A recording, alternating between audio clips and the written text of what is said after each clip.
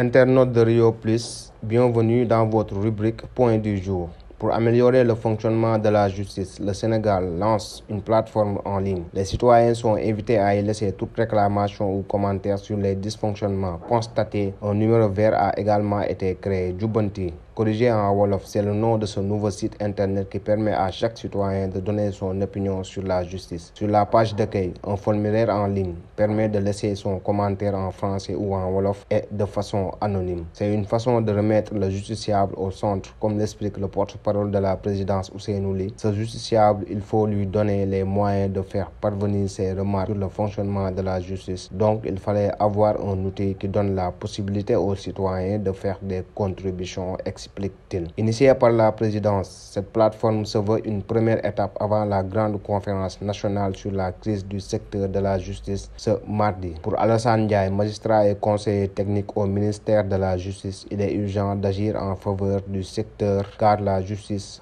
est victime d'une perte de confiance. Société, le meurtre d'Alain Kali, du nom de l'enseignant lâchement assassiné la semaine dernière à Thiès, ne restera pas impuni. Ses collègues, membres du syndicat des enseignants libres du Sénégal, Celso Authentique, annoncent une plainte contre X qui sera déposée ce lundi 27 mai au nom du G7. Le secrétaire général national, Amidou Diédhiou, a élevé la voix pour dénoncer ce qu'il qualifie d'acte barbare avant de réclamer justice. Selon lui, cette plainte contre X a pour but d'amener les autorités à ouvrir une enquête sérieuse et qui devra aller jusqu'au bout afin de déterminer le ou les acteurs de ce crime odieux, lâche et barbare. Et puis, le ministre de l'Éducation nationale a apporté des précisions suite à la polémique née de ses propos sur le sujet des corrections des copies d'examen. Moustapha Guirassy a souligné qu'il ne s'agissait pas d'une stigmatisation, mais plutôt une plaidoirie en faveur des enseignants qui corrigent des copies d'élèves en temps record. Pour rappel, le ministre avait tenu des propos concernant le système de correction des épreuves aux examens. En sport, championnat local, c'est officiel, la bande à Sidi est championne du Sénégal pour la saison 2023-2024. Teungueth Football Club est à nouveau couronné champion, décrochant ainsi son deuxième titre après celui de 2021. Ayant impérativement besoin d'une victoire pour assurer leur sacre, les Rufisquois ont scellé leur succès grâce à une victoire décisive, 1-0 contre Génération Foot lors de la 25e et avant-dernière journée de Ligue 1. La lutte pour le maintien fait rage.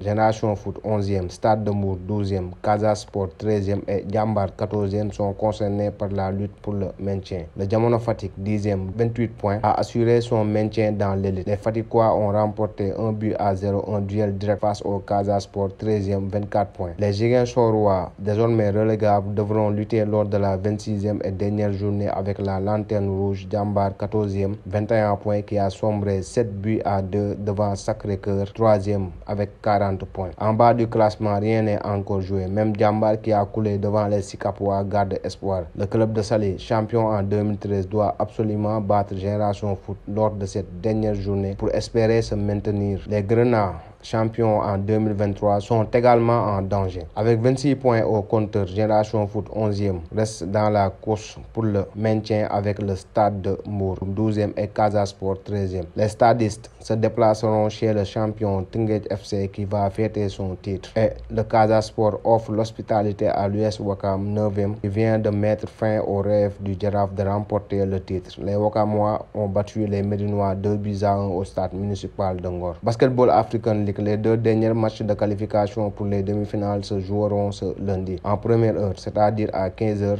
Rivers Hooper Nigeria jouera contre US Monastir Tunisie. Le vainqueur de cette rencontre sera opposé à Al Ahly de Libye, alors que Cape Town Tiger suivra avec intérêt le duel AS Douane Sénégal et Petro Luanda Angola à 18h GMT. Actualité internationale nous amène au Burkina Faso où les assises nationales se sont tenues. Une frange de la classe politique a boycotté la rencontre qui a pris d'importantes décisions. La transition est prolongée de 5 ans et le chef de la junte peut être candidat s'il le désire. Restons toujours au pays de Sankara avec un mécontentement qui gronde chez les volontaires pour la défense de la patrie, venus renforcer l'armée dans la lutte antiterroriste au Burkina Faso. Ils sont de plus en plus nombreux à abandonner leur poste. En cause, la montée des tensions avec les forces de l'armée régulière et leurs mauvaises conditions de travail. Ce qui m'est fait à ce point du jour, n'hésitez pas à vous abonner et d'activer la cloche de notification.